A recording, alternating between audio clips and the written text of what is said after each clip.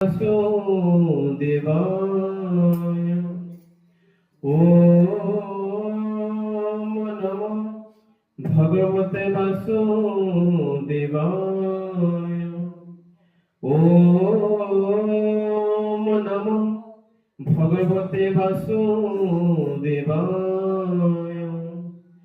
अज्ञानतिमिरान्धस्य ज्ञानाञ्जनशलाकया चक्षुरुन्मीलितं येन तस्मै श्रीगुरवे नमः। वन्देऽहं श्रीगुरुना वैष्णवांश्च श्रीरूपं सगरो जातं सहगनो रघुनाथान्वितं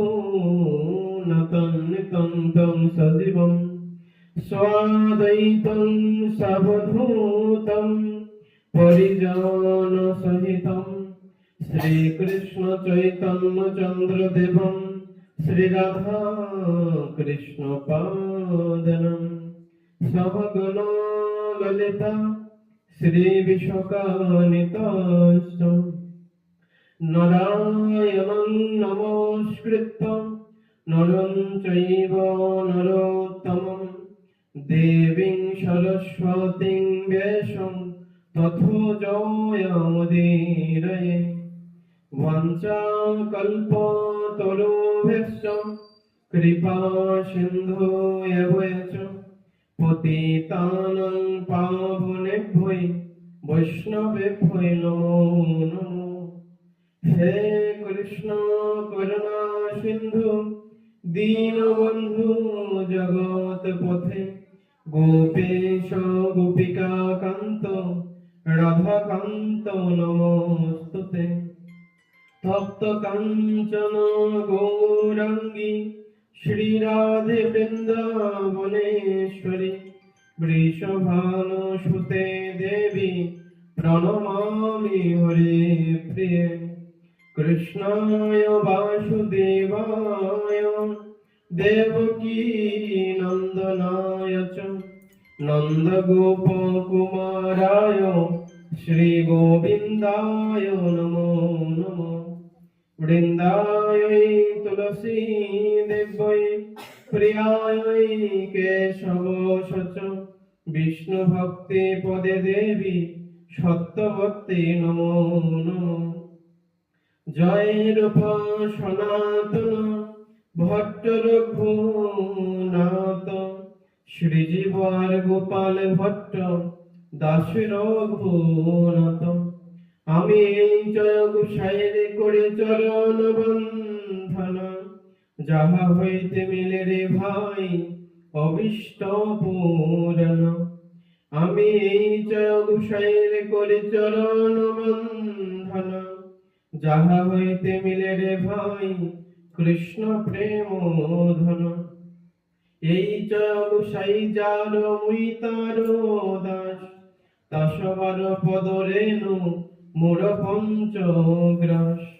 তাদের চরণ সেবী ভক্ত শোনে বাস জনমে জনমে মোর এই অবিলাস। এই জয় গোসাই প্রভু মোরে কর দয়া চরণে শরণ নীলাম দাও পদ ছায়া।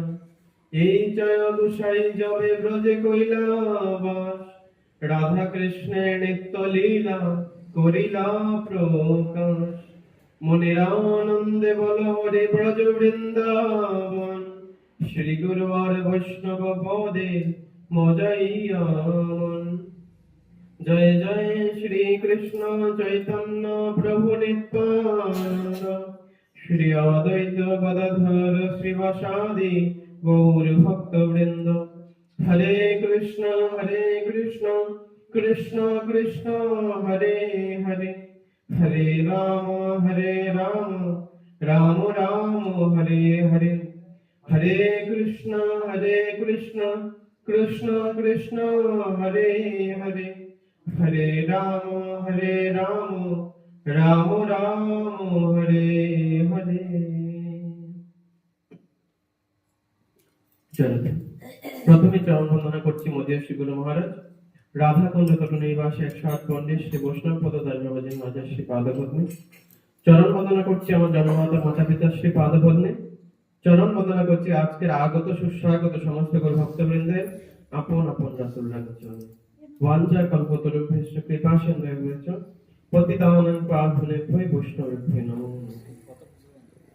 তো রাধা গিরিধারী অপার অনুকম্পায় রাধা গিরিধারী অপার কৃপায় প্রতিদিনের ন্যায় আজকে আমরা ভগবানের বাংলা রূপী কথা আস্বাদন করার সৌভাগ্য অর্জন করেছি। তো আজকে আমাদের যে আলোচ্য বিষয় সেটা হলো আজকে সপ্তম স্কন্ধের পঞ্চম অধ্যায়ের 31 নম্বর শ্লোক থেকে আমরা শুরু করছি। নোতে বিদুষার্থ গতিং হি বিষ্ণু দুরশয়া যে বহি অর্থমানেন অন্ধা যতা অন্ধৈ উপনিয়মান তে অপি ঈষৎ তত্রং উরুদম্বি বন্ধা। অর্থাৎ যারা জড় জগৎকে ভোগ করার বাসনার দ্বারা আবদ্ধ এবং তাই যারা তাদের প্রতি বিষয়াসক্ত অন্ধ ব্যক্তিকে তাদের নেতা বা গুরু রূপে বরণ করেছে। দেখুন এখানে প্রথম বিষয় বলছেন কি, যারা জড় জগতে ভোগ করার বাসনার দ্বারা আবদ্ধ। তাহলে জড় জগতে ভোগ করার বাসনার দ্বারা আবদ্ধ কারা? এই শ্লোকে বলছেন, কিন্তু আমাদেরকে উল্লেখ করে বলছেন, মানে কি জড় জগতের বাসনার সঙ্গে আমরা আবদ্ধ। কিন্তু আবার বলছেন কি, তাদের মতো বিষয়াসক্ত অন্ধ ব্যক্তিকে তাদের নেতা বা গুরু রূপে বরণ করেছে। তারা বুঝতে পারে না যে জীবনের প্রকৃত উদ্দেশ্য হচ্ছে ভগবত ধামে ফিরে যাওয়া এবং ভগবান বিষ্ণু সেবায় যুক্ত হওয়া। তো বলছেন দেখুন, আমরা যখন ধরুন আমার শাস্ত্র সম্পর্কে কোনো জ্ঞান নেই, তাহলে আমি জ্ঞান অর্জনের জন্য কার কাছে যেতে হবে? যিনি শাস্ত্র সম্পর্কে জানেন। এখন আমি যদি আমার টাইপ কারো কাছে যাই, তাহলে কখনো শাস্ত্র সম্পর্কে আমি জানতে পারবো? তো বলছেন এমনই যারা জড় বন্ধনে আবদ্ধ রয়েছে, অর্থাৎ এই বন্ধন থেকে মুক্তি পেলে কিন্তু ভগবত ধামে ফিরে যেতে পারবে। তো বলছেন তারা আবার কি করছে, এমন একজন গুরু বা এমন একজন নেতাকে ধরছে, তারাও কিন্তু সেও জড় বন্ধনে আবদ্ধ আছে। তাহলে দুজনই কিন্তু আবদ্ধ, তাহলে মুক্তি হতে পারে? মুক্ত হতে পারবে। এখন ধরুন আপনি আপনার সন্তানকে একটা শিক্ষকের কাছে দিলেন, এখন তার কাছে 1 মাস 2 মাস পড়ানোর পর বা 1 বছর পড়ানোর পর দেখছেন রেজাল্ট বাড়িতে পড়ে যেই শিক্ষকের কাছে পড়েও সেই, তাহলে কি পুনরায় সেই টিচারের কাছে পরবর্তী বছর দিব না? কেন? অর্থাৎ আমার সন্তান যে জ্ঞান অর্জন করতে চাইছে ওই জ্ঞান ওই শিক্ষকের কাছে নেই। এর জন্য আমরা টিচার চেঞ্জ করব, অর্থাৎ শিক্ষক পরিবর্তন করব। তাই বলছে যে ব্যক্তি বিষয় বন্ধনে আবদ্ধ রয়েছে, জড় বন্ধনে, তাকে অবশ্যই কি করা উচিত?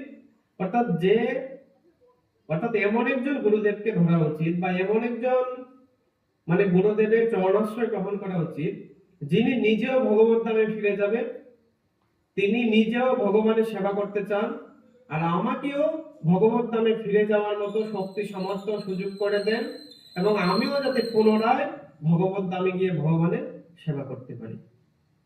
অন্ধের দ্বারা পরিচালিত হয়ে অন্ধরা যেমন প্রকৃত পথের সন্ধান না জেনে অন্ধকূপে পতিত হয়। তো এবার দুইজন অন্ধকে যদি বলা হয় যে আপনি একজন একজনকে রাস্তা পার করে দাও, পার হতে পারবে? বলছে ও তো একা পড়ার কথা ছিল, তাহলে এবার দুজন নিয়ে পড়বে, তাহলে দুজনই কিন্তু অন্ধকূপে পতিত হবে।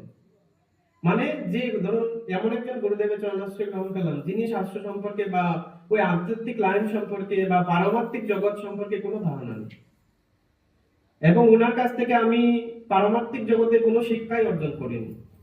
বলছে তাহলে তাকে আশ্রয় করে যদি আমরা পথ চলি, তাহলে আরো অন্ধকূপে পতিত হব। বলছেন তাই উদাহরণ দিয়েছে, অন্ধের দ্বারা কখনো আরেক অন্ধকে পথ পরিচালিত করতে পারে না।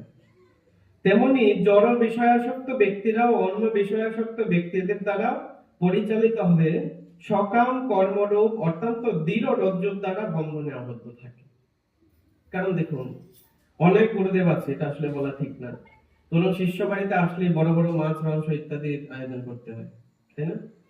বলছে উনি তো মানে ভগবানের সব থেকে প্রিয়, তাহলে ভগবানের প্রিয় ব্যক্তি অবশ্যই ভগবানের আইন মেনে চলবে।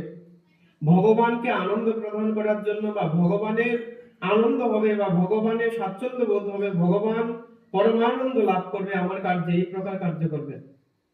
তো একজন ব্যক্তি, শুধু গুরুদেব নয়, একজন ব্যক্তি আমার বাড়িতে আগমন হলো, তো আমরা বলেই সাধারণভাবে বলি অতিথি হলো নারায়ণ, তাই না? নারায়ণের রূপ। তো অতিথি যদি নারায়ণের রূপ হয়, এখানে আমার প্রশ্ন, আমাদের প্রশ্ন আসতে পারে, অতিথি যদি নারায়ণের রূপ হয়, তাহলে ভগবান যখন আমাদের এই ধরাতে এসেছে তখন পাপ মুক্ত হয়েছে না পাপ যুক্ত হয়েছে? প্রত্যেক যুগে যুগে ভগবান এসে কিন্তু ওই যে বলছেন না যে যদা যদা হি ধর্মস্য গ্লানির্ভবতি ভারত অদ্ভুত মানব ধর্মস্য তদাত্মানং সৃজন্মঃ পরিত্রাণায় সাধুনাং বিনাশায় চ দুষ্কৃতম ধর্ম সংস্থাপনার্থায় সম্ভবামি যুগে যুগে। অর্থাৎ ভগবান তখনই আসবে, বা একজন বৈষ্ণব বা একজন নারায়ণ রূপে আপনার বাড়িতে তখনই আসবে। আর আসার কারণ এবং আসার যে একটা পূর্বাভাস, সেটা হলো আপনার গৃহে সৎকর্ম হবে, আপনার মনে কৃষ্ণ চেতনা হবে, আপনার তাকে দেখলে ভক্তির জাগ্রত হবে। অর্থাৎ তিনি আসার পর যদি একটা নিরীহ পশুকে হত্যা করে তাকে খাওয়ানো হয়, তাহলে কিন্তু ওনাকে নারায়ণ রূপে গণ্য করা কখনো যাবে না, কখনো নারায়ণ রূপে গণ্য করা যাবে না। কারণ ধরুন আপনি কোনোদিন হাঁস মুরগি খান না, তারপরেও দেখবেন অনেকের বাড়িতে অতিথি আসার পরে হাঁস মুরগি কাটা হয়, তাই না? তার মানে কি, উনিও পাপ বহন করে নিয়ে যাবে আর আপনাকেও পাপ দিয়ে যাবে। অর্থাৎ ওই প্রকার ব্যক্তি কখনো গৃহ আসলে আমাদের মঙ্গল হবে না, আমাদের অমঙ্গলই হবে। তাই এখানে বলছেন যারা বিষয় আসক্তি, অর্থাৎ যারা ভগবত ভক্তি থেকে দূরে আছে, তারা আমাদের এমন কর্মেরই সম্মান দেখাবে যেটা হলো সকাম কর্ম, যেই কর্ম করলে আমরা আরো বিষয় বন্ধনের রজ্জুর দ্বারা আবদ্ধ হয়ে যাব। বলছেন বিষয় বন্ধনের যে দড়িটা আছে, এটা তো আমাদের মানে ধরুন একটু লাগানো ছিল, ওই ব্যক্তি আসার পর আমরা পুরো আবদ্ধ হয়ে যাব, আর ছুটতে পারবো না। এবং বলছেন সংসার চক্রে বারবার আবর্তিত হয়ে ত্রিতাপ দুঃখ তাকে ভোগ করতে হবে। তাই তো দেখুন, আমাদের এমন একজন গুরুদেবকে বা এমন একজন মানুষকে সিলেকশন করা উচিত যে তিনি আসার পরই আমার জীবন পরিবর্তন হয়ে গেছে।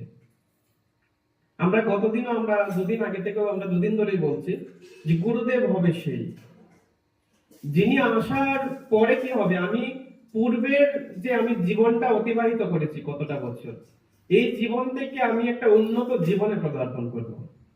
অর্থাৎ দীক্ষা মানেই হলো পুনরায় আপনার নতুন করে জন্ম নেওয়া। শুধু জন্ম নয়, সংস্কার নিয়ে, শুদ্ধ সংস্কার নিয়ে জন্মগ্রহণ করা। দীক্ষা হলো মানে আপনি আগের জীবনটা, আগে যেভাবে খাচ্ছিলাম, ঘুমাচ্ছিলাম, আনন্দ পাচ্ছিলাম, এই প্রকার না। এখন নিয়ম আসবে, সংযম আসবে, একটু আচরণ আসবে, একটু গুরুদেবের প্রতি, ভগবানের প্রতি শ্রদ্ধাটা আরো বাড়বে। বলছে তাহলে বুঝবো যে না, আমার জীবনে একজন সৎ গুরুদেব এসেছে। তা না হলে কি হবো, যে আমরা যে এক অন্ধকে ধরে আরেক অন্ধ পার হওয়ার চেষ্টা করব, কিন্তু গুরুদেব সহিত নরকে গমন করব। তো এখানে শুধু এই প্রকার নয়, দেখুন কলিযুগেও শুধু এই প্রকার, আমরা তো ভাবছি যে মানে একজন অন্ধ ব্যক্তি, কিন্তু না, অন্ধ ব্যক্তিও যদি ওই প্রকার ভগবত ভক্তি নিয়ে জন্মগ্রহণ করে বা ভগবত প্রীতি, ভগবত প্রেম বা ভগবানের কৃপা নিয়ে জন্মগ্রহণ করে, যেমন ভাবে অন্ধ একজন ব্যক্তি আছে কলিযুগে, যার নাম কিনা সুরদাসজি মহারাজ। আমরা সবাই শুনেছি কিনা সুরদাসজি মহারাজ। উনি মানে জন্ম থেকেই কিন্তু অন্ধ ছিলেন, উনি জন্মান্ধ। তারপরে উনি কি করতো, আমাদের যে দ্বাদশ গোপাল আমরা নাম শুনেছি, দ্বাদশ গোপালের মধ্যে তৃতীয় গোপাল শ্রীনাথজি। ওই শ্রীনাথজির উনি সেবক ছিলেন। কি সেবা করতেন? একজন জন্ম থেকে অন্ধ ব্যক্তি, তিনি ভগবানের সেবা কি করবে? উনি কি করতো? ভগবানকে প্রত্যেকদিন কেমন ভাবে সাজাতো, এটা উনি না দেখে বর্ণন করতেন কীর্তনের মাধ্যমে। ভগবানকে কি দ্বারা ভোগ লাগাতো, উনি না দেখে বর্ণন করতেন। কারণ জন্ম থেকে অন্ধ, কিছু দেখতেও পারবে না চেষ্টা করলে। তাই সুরদাসজি মহারাজ প্রত্যেক দিন ভগবানের শৃঙ্গার মহিমা বর্ণন করতেন। তাই একদিন সবাই মনে মনে ভাবছে, আরে সুরদাস হয়তো কিছু দেখতে পারে, আমরা হয়তো ভগবানের এত এ টু জেড, ধরুন আমি ভগবানের সেবা পূজা দিয়েছি, এরপরে দেখবেন অনেক সময় আমাদেরই মনে থাকে না ভগবান চরণে কি পড়েছিল, বা মুকুটে কি ধারণ করেছে, বা ভগবান কোন কালার বস্ত্র ধারণ করেছে। কিন্তু ওই মন্দিরে পূজারীরা বলছে কি, যে আমরা নিত্য সেবা দেওয়ার পর, নিত্য শৃঙ্গার করার পরও আমাদের মনে মনে থাকছে না। কিন্তু সুরদাস যে দেখতে পাচ্ছে না, উনি কি করছে, মানে সবকিছু এ টু জেড বর্ণন করে দিচ্ছে। তো একদিন মহাপ্রভুর প্রপুত্র বিট্টলনাথজি মহারাজ, উনি মনে মনে চিন্তা করতে লাগলেন, আরে সুরদাসকে একটা পরীক্ষা করা যায়। তো বলছেন, আজকে আমি শৃঙ্গার করব। সবাইকে তাড়িয়ে দিয়েছে বিট্টলনাথজি মহারাজ, বলছে আজকে আমি শৃঙ্গার করব, আমি ভোগ লাগাবো, আর সুরদাসজি মহারাজ বর্ণন করবে। এবার কি করলেন, নিজে শৃঙ্গার করলেন, ভোগ লাগালেন, আর পর্দাটা টান দিয়ে বললেন, এবার আপনি শুরু করুন। এবার সুরদাসজি মহারাজ বলছেন, না আজকে আমি বর্ণন করতে পারবো না। তো বিট্টলনাথজি মহারাজ বলছে, আরে আজকে যে পর্দা টানানো আছে দেখতে পাচ্ছেন না, এর জন্য বর্ণন করতে পারবেন না? বলছেন, না আজকে আমার দ্বারা বর্ণন হবে না। বলছে, তাহলে কেন? বলছে, যেই রূপ আমার যশোদা মাতা দর্শন করেছিল, আমি হয়তো দ্বিতীয় সেই রূপ আজকে দর্শন করছি। কি বলছেন? হরি নন্দ নন্দয় নন্দ। বলছেন আজকে আমাকে পরীক্ষা করার জন্য, আজকে তো তুমি শ্রীনাথজিকে কোনো বস্ত্রই পরাওনি। মানে প্রত্যেকদিন যদি মুখস্থ করে রাখতো, শনিবারে কি পড়াতো, রবিবারে কি পড়াতো, এর জন্য কি করেছে? কোনো বস্ত্র পরায়নি। তো তাহলে দেখো, আমাকে পরীক্ষা করার জন্য ভগবানকে বস্ত্র পরাওনি, এতে আমার হৃদয়ে পীড়া হচ্ছে। তবে তুমি বস্ত্র পরাওনি তো কি হয়েছে? ভগবানের কানের কুণ্ডলটা কিন্তু কেন খুলতে ভুলে গিয়েছো? ভগবানের গলার মধ্যে যে মুক্তার মালা, সেটাও খুলতে ভুলে গিয়েছো। আর ভগবান কোমরে যে বিচা পড়েছে, এটাও খুলতে ভুলে গিয়েছো। আবার চরণের নুপুরটাও রয়েছে।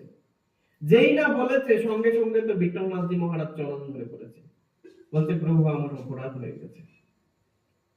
তাহলে দেখুন, ভক্তকে আমরা গুরুদেবকে তো পরীক্ষা করে কখনো নিতে পারবো না। তারপরেও বলছেন, যে যে ব্যক্তি শুদ্ধ হবে, যে ব্যক্তি সদাচারী হবে, ওই প্রকার ভগবত ধামে যাওয়ার মতো ওনার যোগ্যতা থাকবে। বলছে ওনার কিছু আচরণ, মানে যেটা আমাদের থেকে অবশ্যই ভিন্ন হবে, যেটা আমরা সাধারণ চোখ তাকার পরেও আমরা দেখতে পারি না, বা হাত তাকার পরেও আমরা করতে পারি না। কিন্তু তার এমন একটা অঙ্গ প্রত্যঙ্গ, মানে বা এমন একটা কাজ তার দ্বারা হবে, যেটা আমরা চাইলে সারা জীবনেও করতে পারবো না। তার মধ্যে আলাদা একটা গুণ থাকবে। তাই তো দেখুন, ভক্তকে পরীক্ষা করার পরেও ভগবান তার ভিতরে কি একটা অদ্ভুত শক্তি দিয়েছে। এর জন্য তিনি, মানে অন্ধ থাকা অবস্থায়ও উনি ভগবানের স্বরূপ বর্ণন করতে পারছেন। ভগবান নিত্য কি করতেন সবকিছু বর্ণন করতে পারতেন। ভগবানকে কি দ্বারা ভোগ লাগাতো, কোন থালার মধ্যে কোন সাইডে কোন পদটা আছে, সবকিছু বর্ণন করে দিত। তাহলে এবার চিন্তা করুন, মানে আমরা দেখেও অনেক জিনিস, দেখুন আমরা অনেক সময় অনেক জায়গাতে, ধরুন ত্রিপুরেশ্বরী মায়ের মন্দির, সাপোজ আমরা যদি উদাহরণ দিই, ত্রিপুরেশ্বরী মায়ের মন্দিরে তো আমরা সবাই গিয়েছি। তো আমরা কি এখন বলতে পারবো যে মায়ের গলায় কেমন হার ছিল? বলতে পারবো না। বা মা কেমন শাড়ি পরেছিল, এ টু জেড কিন্তু বলতে পারবো না। বা মা কেমন, মানে পাত্রে মাকে ভোগ দেওয়া হয়েছিল, বা কোন পূজারী ছিল, বলতে পারবো না। কিন্তু কেন? দেখুন, আমরা দেখার পরেও একটা জিনিস বর্ণন করতে পারছি না। আর উনি না দেখার, অর্থাৎ জন্ম অন্ধ, তারপরে উনি এ টু জেড বর্ণন করে দিচ্ছেন। তার মানে কি? ভগবত কৃপা। শুধু ভগবত কৃপা নয়, সদ্গুরুদেবের চরণাশ্রয়। অর্থাৎ উনি এমন একজনকে আশ্রয় করেছে, এমন একজন গুরুদেবের চরণ ধরেছে যিনি কিনা সত্য, সদাচার, নিয়মের প্রতি আসক্ত। কারণ দেখবেন,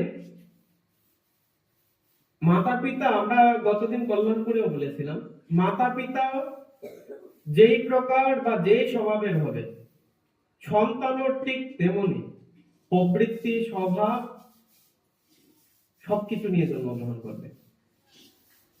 অর্থাৎ মাতা পিতার আদর্শ, মাতা পিতার আচরণ সবকিছু নিয়ে কিন্তু, সব মাতা পিতার কলা সবকিছু নিয়ে কিন্তু সন্তান জন্মগ্রহণ করবে। তাহলে যে ব্যক্তি, অর্থাৎ যাকে আমরা পথ অনুসরণ করব, তিনি যদি ঠিক না থাকে, তাহলে ওই যে অন্ধের কাঁধে ধরে আবার গিয়ে অন্ধকারে পতিত হবে।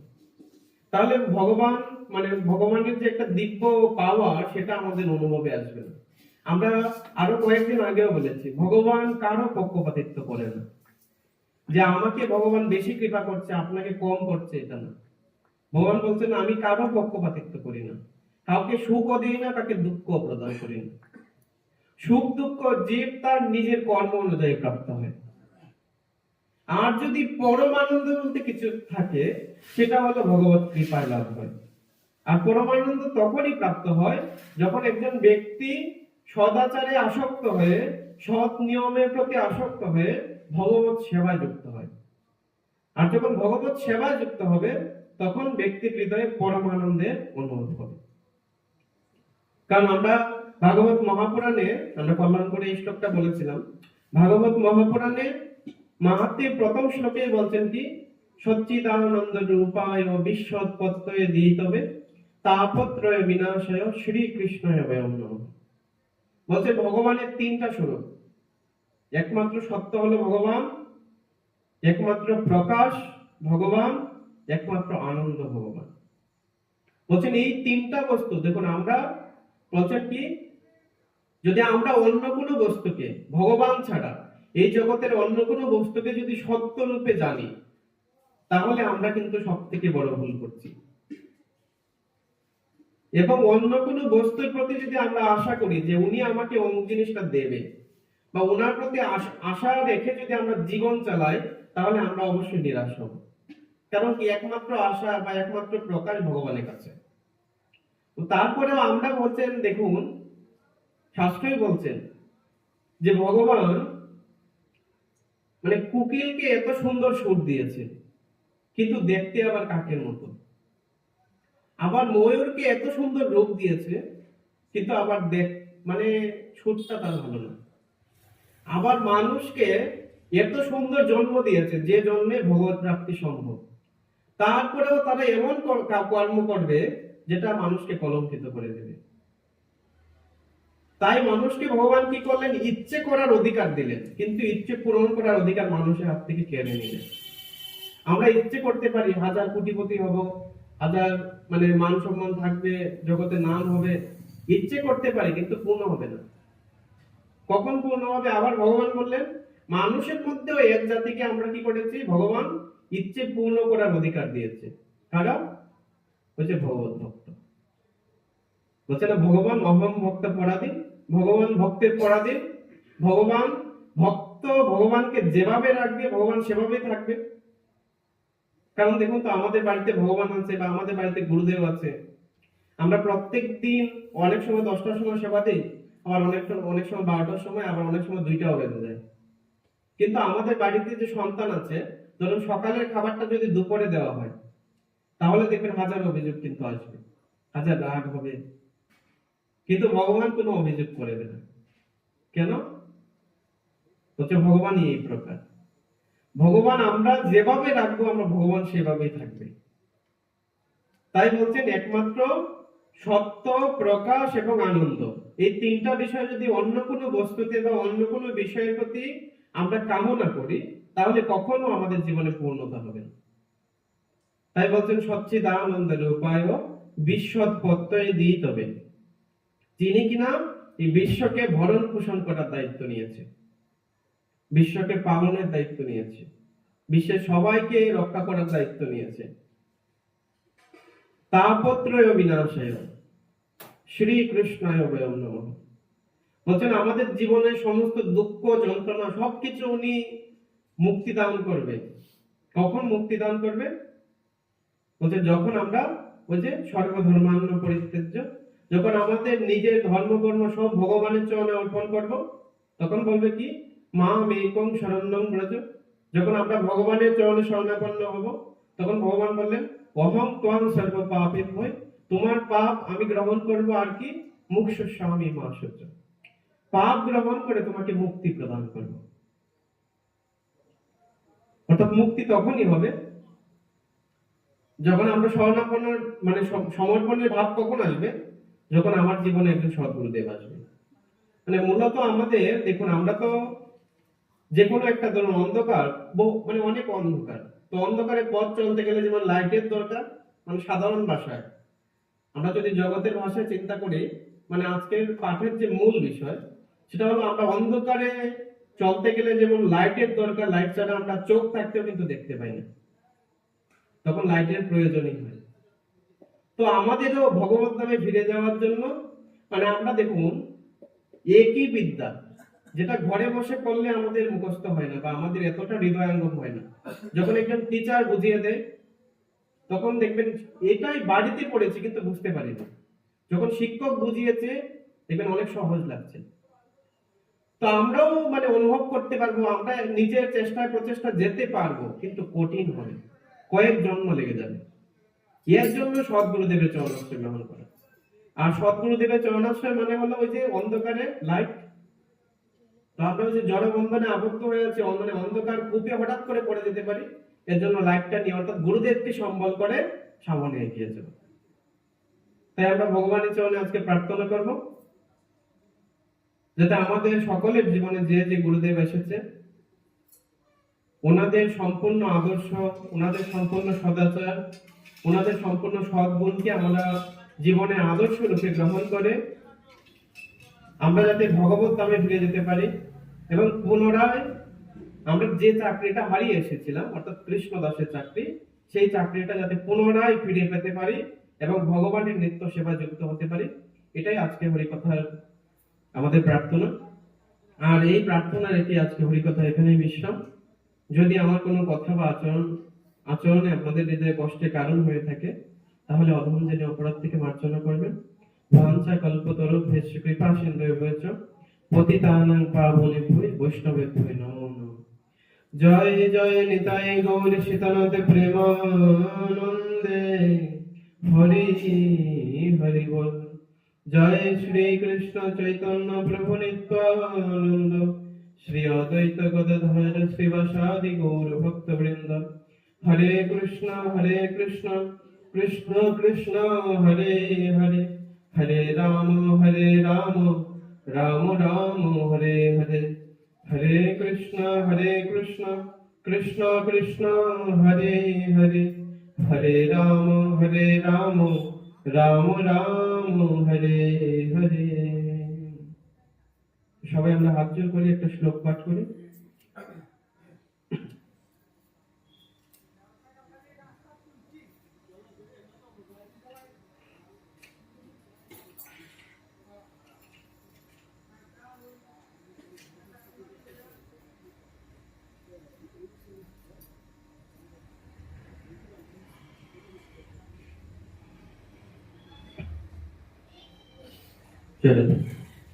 তো আজকের প্রথম স্কন্ধের 8 নম্বর অধ্যায়ের 21 নম্বর শ্লোকটা আমরা পাঠ করছি, যে শ্লোকটা আমরা প্রত্যেকদিন বলি।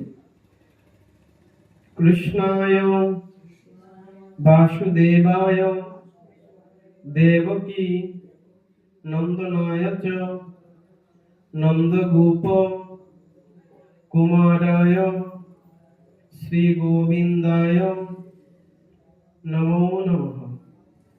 অর্থাৎ বাসুদেবতনয়, দেবকী নন্দন, গোপরাজ, নন্দের পুত্র এবং গাভী এবং ইন্দ্রিয় সমূহের আনন্দদাতা পরমেশ্বর ভগবান শ্রীকৃষ্ণকে আমি বারংবার প্রণাম এবং সহস্রী প্রণতি নিবেদন করছি। জয় শ্রী রাধে।